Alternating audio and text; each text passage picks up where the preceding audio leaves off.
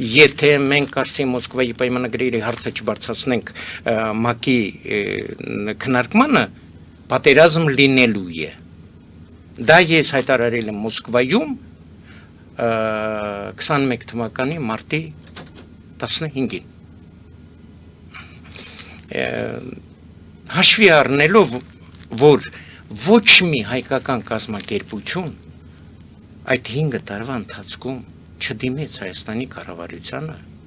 իշխանությունների որևէ ճյուղին, որ այդ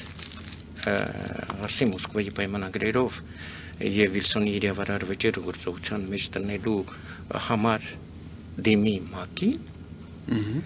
մենք որոշեցինք այսպես, եթե մենք Ռուսաստանում այդքան արել ենք, Հայաստանում էլ եթե մենք չանենք, ելով պիտի անի։ Եվ դրա համար ոնց տարվա վերջին մենք ստեցինք